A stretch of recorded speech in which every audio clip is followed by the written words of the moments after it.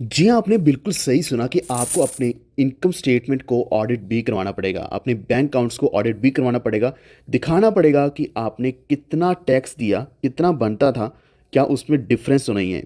Overall कहने का मतलब ये है कि आपको यहाँ सब कुछ शो ऑफ करना पड़ेगा कि आपने कितना कमाया और उसके ऊपर आपने क्या टीडीएस और टैक्स दिया। तो ये मैं आपको और भी ज़्यादा डिटेल में बताने वाला हूँ टैक्स के बारे में, क्योंकि पार्लियामेंट के जो मेंबर्स हैं वो खुद भी बोल रहे हैं कि इस वक्त क्रिप्टो करेंसीज को, जो क्रिप्टो इंडस्ट्री है उसको किल किया जा रहा है टीडीएस के द्वारा, गवर्नमेंट के द्वारा। इसी के साथ इस वीडियो में हम सीबीडीसी के बारे में भी जानकारी देंगे कि आखिर सीबीडीसी क्या है और इससे क्या क्या फ़ायदे होने वाले हैं। क्या सीबीडीसी नॉर्मल क्रिप्टो करेंसीज को रिप्लेस करने वाला है या नहीं, तो ये जानने के लिए वीडियो को पूरा देखते रहना। अभी से लाइक कर दो, लेकिन अगर हमारे चैनल पे पहली बार आए हैं तो वॉफ ट्रेड चैनल को सब्सक्राइब करके बेल आइकन दबा लीजिए। बाकी अपडेट्स आपको हमारे टेलीग्राम के ऊपर मिलती रहेंगी। वॉफ ट्रेड ऑफिशियल सर्च कर सकते हैं या फिर आपको लिंक मिल जाएगा डिस्क्रिप्शन में। तो अभी पार्लियामेंट के जो मेंबर्स हैं वो अभी फिर से रिक्वेस्ट कर रहे हैं गवर्नमेंट को कि वो अपने डिसीजन को फिर से रिकंसीडर करें, कि ऐसा नहीं कि जो फाइनल हो चुका है फाइनेंस बिल कि इसी को फाइनल रखा जाए। क्योंकि इससे पहले लोकसभा जो लोअर हाउस है उन्होंने तो बिल को पास कर दिया, लेकिन जो इंडिया के फाइनेंस मिनिस्टर हैं उन्होंने कहा है कि टीडीएस सिर्फ और सिर्फ क्रिप्टो ट्रांजैक्शंस को ट्रैक करने के लिए रखा गया है। कि जैसे मैंने आपको पहले बताया था कि अभी ट्रैक करने के लिए कोई भी सॉफ्टवेयर नहीं है, कोई ऐसी टेक्नोलॉजी नहीं है, जिस वजह से इन्होंने टीडीएस इंट्रोड्यूस किया है।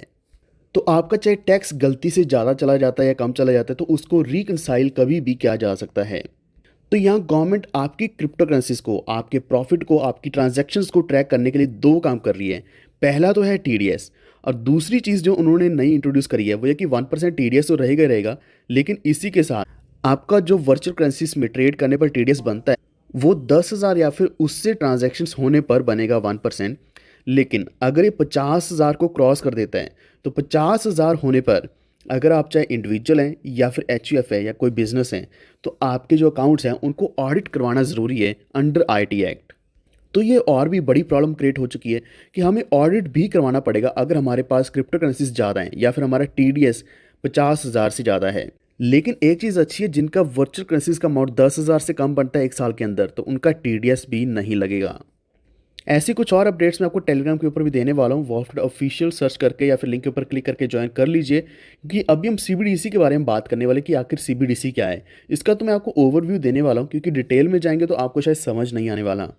इससे पहले हम यूपीआई जैसी सर्विसेज यूज़ कर रहे थे, लेकिन सीबीडीसी यानी कि सेंट्रल बैंक डिजिटल करेंसी, जो ऑलरेडी हम रुपीज़ यूज़ कर रहे हैं जो फिजिकल फॉर्म में, उसको इलेक्ट्रॉनिक फॉर्म में कन्वर्ट किया जाएगा, जिससे जो ट्रांजैक्शन है और भी ज़्यादा एफिशिएंटली होने वाली हैं और चीपर भी रहने वाली हैं मैनेजमेंट सिस्टम के लिए।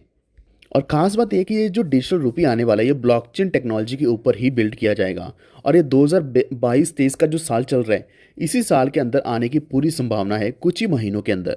तो एक्चुअल में क्या है कि जो क्रिप्टो करेंसीज हम यूज़ करते हैं वो तो किसी ना किसी कंपनी के द्वारा लॉन्च किए जाते हैं या फिर किसी प्रोजेक्ट के द्वारा इशू किए जाते हैं, लेकिन जो सीबीडीसी रहने वाला है ये लीगल टेंडर होगा।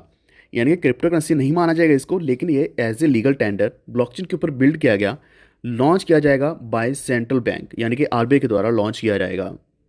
तो इसका सबसे बड़ा फ़ायदा क्या होगा कि ट्रांजैक्शंस रियल टाइम में होगी और यहाँ कोई भी इंटरमीडियरी इन्वॉल्व नहीं रहेगा। जैसे कि बैंक से अगर हम बाकी ट्रांजैक्शंस करते हैं तो बहुत से इंटरमीडियरीज रहते हैं।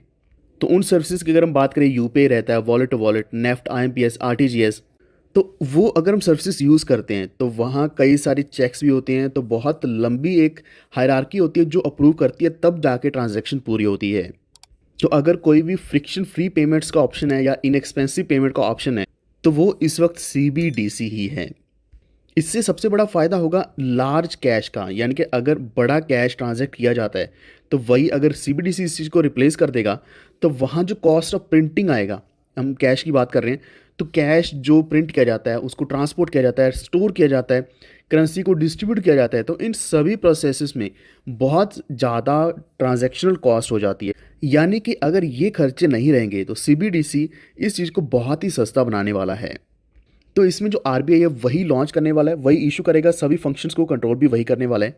इससे पहले जो चाइना का ECNY ऑपरेशन मॉडल है उसको अगर हम जानें तो उनका जो बैंक है उन्होंने इशू किया, बैंक के आगे जो बाकी ऑपरेटिंग इंस्टीट्यूशंस हैं वो वॉलेट्स ओपन करते हैं, बाकी के जो बैंक्स हैं वो सर्विसेज प्रोवाइड करते हैं इस सीबीडीसी की, जो बिज़नेस और कंज्यूमर्स हैं वो यूज़ करते हैं। यानी कि ये ऑलरेडी सक्सेसफुली काम चल रहा है चाइना में, और ऐसा ही सेम मॉडल इंडिया में भी यूज़ किया जाएगा।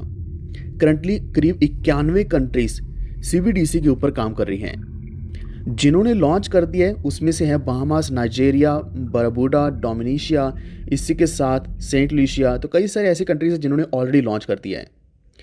कुछ कंट्रीज हैं जिन्होंने पायलट लॉन्च किया है, जैसे कि चाइना है, Ukraine, Saudi Arabia, south Africa, south Korea, Malaysia, UAE, Hong Kong. तो वहाँ पायलट लॉन्च कर दिए गए हैं। तो कुछ कंट्रीज ऐसी हैं जो अभी भी काम कर रही हैं, जिसमें Brazil, India, Mauritius, Australia, Canada, Russia, Switzerland. तो ये कुछ ऐसी कंट्रीज़ हैं जहां अभी डेवलपमेंट जारी है। तो ECNY, जिसका अगर आप नहीं जानते तो ये ई युआन, ई युआन बोल सकते हैं, चाइना की खुद की करेंसी है। तो वहाँ ऑलरेडी लॉन्च हो चुका है। तो ऐसे ही जितने भी हमारे रिटेल यूज़र्स होंगे, होलसेल यूज़र्स होंगे, उनके लिए CBDC एक बहुत बड़ा रेवोल्यूशन बन के आ रहा है। हालांकि इसमें हमें शायद प्रॉफिट नहीं मिलने वाला, ये क्रिप्टो करेंसीज को रिप्लेस नहीं कर सकता, क्योंकि अगर CBDC जो है उसकी वैल्यू रुपये के बराबर ही रहने वाली है। बस इतना कि कुछ जो ऑपरेशनल और ट्रांजैक्शन कॉस्ट है वो कट हो जाएंगे और आपके लिए ट्रांजैक्शन करना और भी ज़्यादा आसान हो जाएगा। इंटरमीडिएट्स कम हो जाएंगे। कभी भी बड़ी ट्रांजैक्शन करनी है, बिना कैश की करनी है, तो भी पॉसिबल हो जाएगा। लेकिन क्रिप्टो करेंसीज को ये चीज़ रिप्लेस नहीं कर पाएगी।